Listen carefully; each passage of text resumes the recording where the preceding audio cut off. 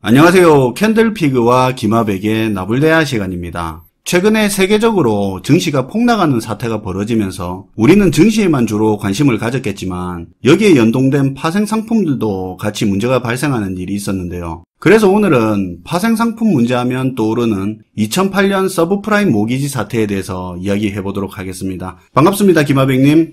네, 안녕하세요. 최근 한 달 내 글로벌 주식시장이 급속도로 붕괴되면서 파생상품에 투자한 개인 투자자들이 가슴앓이하는 사태가 벌어지고 있는데요. 사실 그동안 많은 개인 투자자분들은 파생상품 시장에 투자하면서 크고 작은 피해를 경험하고 있던 상황이었는데요. 문제 많잖아요. 최근에 DLS 문제도 그렇고 DLS 관련된 내용은 추천 영상 링크해 드릴 테니까 참고하시면 될 것 같습니다. 네.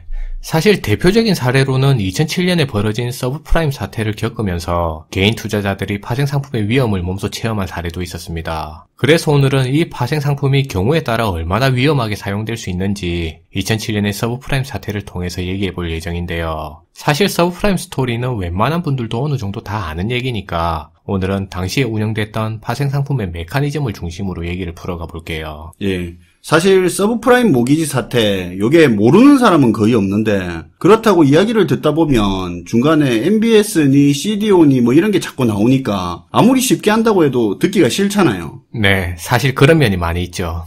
어쨌든 간단하게 하더라도 배경은 어느 정도 들어보고 그때 파생상품이 어떻게 문제가 됐는지 한번 알아보면 좋겠네요. 네, 우선 서브프라임 사태는 미국이 경기부양책의 일환으로 초저금리 정책을 펼치게 되면서 시작되게 된 문제인데요. 2001년 당시에 미국은 6%대였던 금리를 2004년도까지 1%로 내리는 초저금리 정책을 펼치게 됩니다. 우리 한일 월드컵 개최할 때 전후네요. 그때 미국이 왜 금리를 내렸습니까? 네, 왜냐하면 그 이전까지 미국은 닷컴 버블 붕괴 사태에다가 2001년도에는 9.11 테러 상황까지 겪으면서 심각하게 경제가 침체되는 위기를 경험하게 되는데요. 아, 그때 그랬죠. 네. 그래서 미국은 당시에 앞에서 말한 초저금리 정책을 펼쳐서 당시에 침체되어 있던 경기를 부양시키려고 노력했습니다. 그렇게 되니까 미국에서는 주택융자 금리도 인하돼서 미국의 주택 가격이 상승하기 시작하는 흐름을 보이게 되는데요. 금리도 떨어져서 대출 이자도 싸고 하니까. 네. 그런데 이런 상황에서는 금융회사들 입장에서야 한 명이라도 더 많이 대출을 해줘야 대출 수수료하고 더 많은 이자도 챙길 수 있으니까 무분별하게 주택담보대출을 해주는 상황이 벌어지게 됩니다. 그리고 어차피 집을 사는 사람들도 당시에는 대출 이자보다 집값이 올라가는 상승 속도가 더 빨라서 이자 부담에 대한 거부감이 없이 돈을 빌리게 되는데요. 그렇겠네요. 금융사들 입장에서도 당시 주택가격이 워낙 가파르게 오르고 있던 상황이라 혹여나 대출자가 파산하더라도 담보물인 주택으로 보전받을 수 있다고 안심하고 대출을 늘릴 수 있었습니다. 대출 수요자도 폭증을 했을 거고. 네. 그래서 이런 상황에서는 대출을 더 많이 해주면 해줄수록 금융회사들이 더 큰 이득을 챙길 수 있는 상황이 만들어졌는데요. 그래서 금융회사들은 더 많은 이자하고 수수료를 챙기려는 수단으로 새로운 파생상품들을 만들어내기 시작하게 됐어요.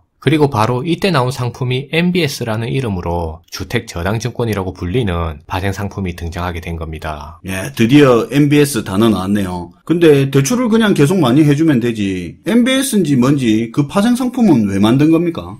사실 각 금융회사들은 자기들한테 예치된 돈이 많이 있어야 그 돈을 가지고 계속 대출을 해줘서 수수료랑 더 많은 이자를 벌 수가 있는데요. 그렇죠. 그런데 기존에 대출해준 돈들은 만기가 돼야만 원금을 회수할 수 있으니까 새롭게 돈을 창출할 수 있는 방법을 모색할 수밖에 없게 된 겁니다. 돈 빌려달라는 사람은 줄을 섰는데 빌려줄 돈이 딸리는 거라고 생각해도 되겠네요. 그렇죠. 그래서 이때 금융회사들은 서로 짱구를 굴려서 어떻게 새롭게 돈을 만들 수 있을지 그 방법을 모색하게 되는데요. 그때 나온 방법이 돈을 빌려주고 받은 채권을 기초자산으로 그걸 가지고 펀드의 형태로 팔 수 있는 증권을 만들어내게 된 겁니다. 그러니까 은행이 집담보로 대출을 해주고 가지고 있는 채권이 있는데 네. MBS는 이 채권을 담보로 해서 증권을 만들었다 이거죠. 네. 이게 표현이 조금 어려울 수는 있는데 그렇게 가지고 있던 채권을 기초자산으로 잡아서 펀드의 형태로 증권으로 바꿔버린 개념입니다. 은행은 주택을 기초자산으로 한 채권이라는 걸 가지고 있는데 다시 이 채권을 기초자산으로 해서 MBS라는 증권이 나온 거죠. 그렇죠.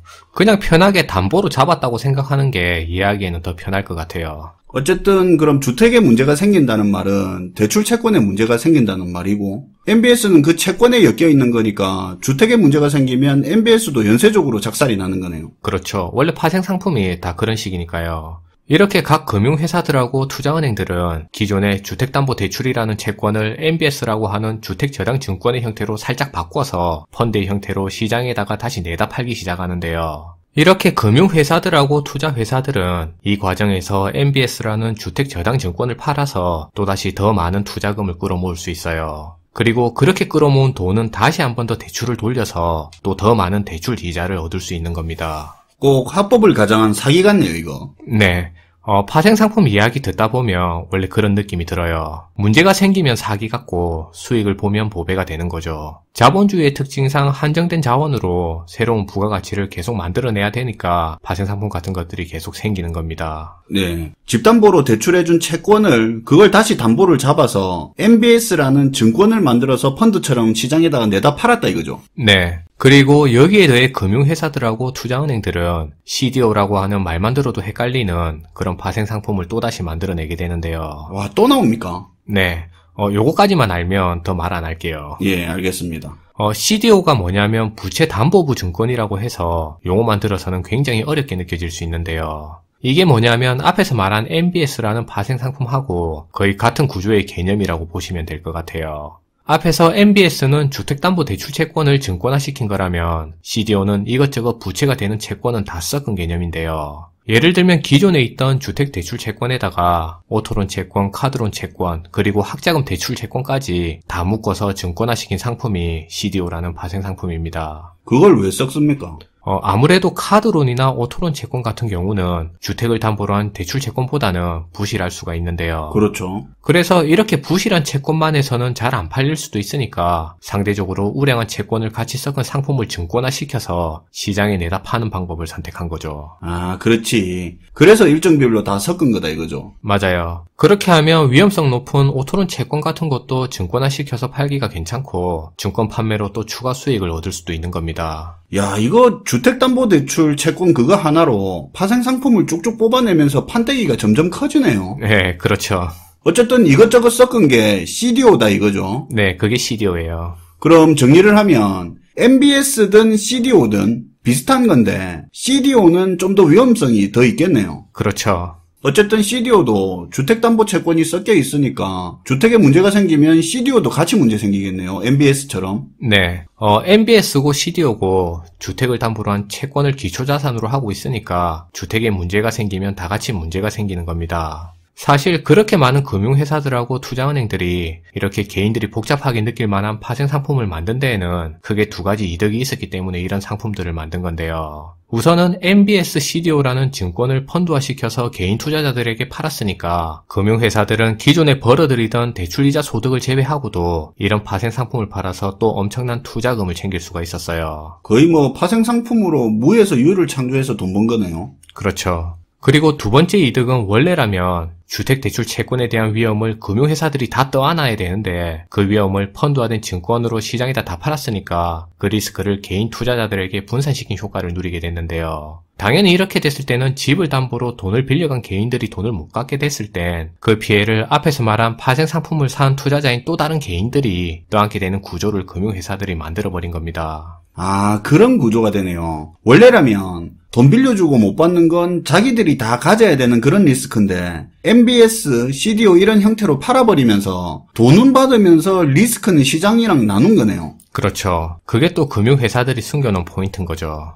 그래서 이 모든 상황을 가능하게 만들어서 금융회사들을 유리하게 만들었던 상품이 바로 당시에 나온 MBS와 CDO라는 파생상품이었어요. 그리고 심지어 이걸로도 모자라서 금융권에서는 CDS라는 자기들만의 파생보험 상품도 개발하게 되는데요. 끝난 거 아닙니까? 요거까지만 하면 이게 진짜 마지막입니다. 아, 이게 학교 선생님도 아니고. 어쨌든 CDS는 신용부도 수합이라고 해서 사실 말이 어려운데 그냥 쉽게 생각해서 보험이라고 생각하시면 되는 건데요. 예를 들어 공장을 운영하시는 분들은 자기가 운영하는 공장에 화재 보험을 들어서 화재가 발생했을 때의 손실을 대비할 수가 있어요. 그렇죠. 보험사 역시도 그 공장에서 웬만큼 큰 불만 나지 않으면 보험료라는 짭짤한 수익을 얻을 수가 있는데요. 그래서 2000년대 초반 당시에 많은 금융투자회사들 역시도 CDS라는 파생보험성 상품을 만들어서 당시에 부실화될 수 있는 주택담보채권의 위험을 회피하려고 노력했습니다. 그러니까 채권으로 파생상품 많이 만들어 놨으니까 그래 놓고도 자기들이 불안해서 보험도 들었다 이거네요.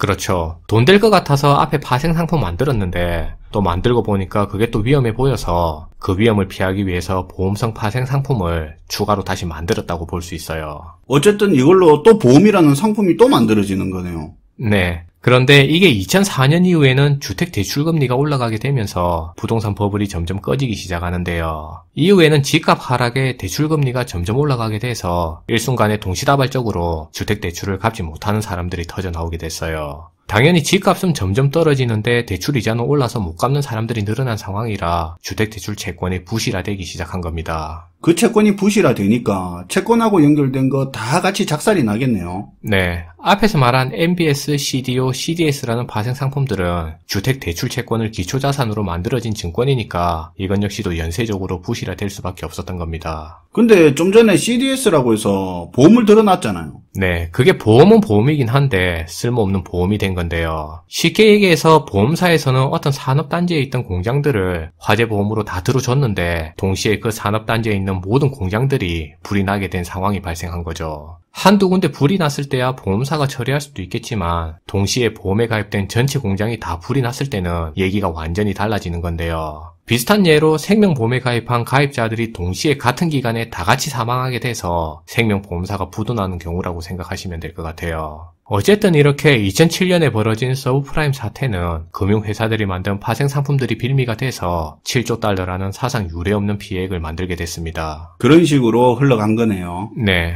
근데 여기서 좀 궁금한 건 2008년을 우리가 글로벌 금융위기라고 많이 부르잖아요. 그렇죠. 미국 주택담보대출이 문제가 돼서 시작된 건데 그게 왜 세계 금융위기로 번진 거죠?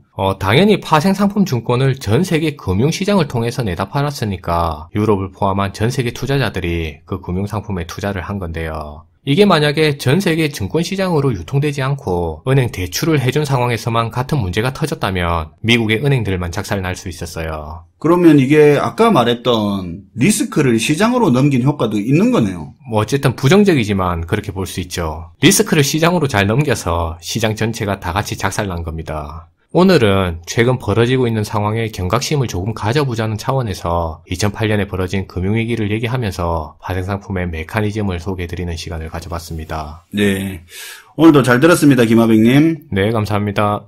사실 이번 내용은 상식적인 차원에서 이해를 쉽게 하는데 포커스를 두다 보니까 좀 아시는 분들은 내용이 부족하다고 느끼시는 분들도 있을 겁니다. 그래도 더 쉽게 하려고 실제로 원래 원고에서 드러낸 부분도 많고 고생을 더 했으니까 그 부분은 이해를 좀 해주셨으면 하고요.